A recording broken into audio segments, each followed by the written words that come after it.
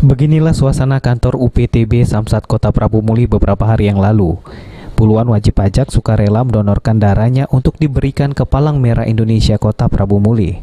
Ketua PMI Kota Prabu Muli Suryanti Ngesti Rahayu mengatakan, donor darah kali ini merupakan kegiatan yang kedua diadakan selama bulan Februari.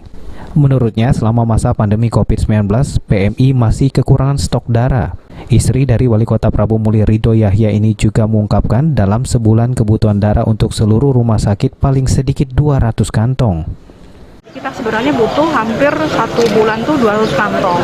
Di bulan ini baru ada 2 kegiatan sama hari ini. Yang kemarin di Oncup sekitar dapat 40 kantong. Nah ini mudah-mudahan bisa mencapai target sekitar 35 kantong.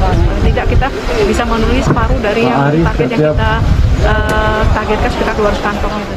Sementara Kepala UPTB Samsat Prabu Muli Ariswan yang ikut mendonorkan darahnya merasa bangga bisa berkontribusi karena di masa pandemi COVID-19 masih banyak pasien yang membutuhkan darah. Bahwa di Kota Prabu Muli sendiri banyak kekurangan kantong darah dan masyarakat banyak yang membutuhkan, sehingga kami bekerja sama juga dengan PMI Kota Prabu Muli untuk melakukan donor darah khususnya pada pegawai kami di UPTB Samsat Prabu Muli maupun beberapa wajib pajak yang hadir yang bersedia mendonorkan darah di tempat kegiatan acara hari ini. Selain aksi donor darah, para wajib pajak yang sedang menunggu antrian juga bisa memeriksa kesehatan secara cuma-cuma.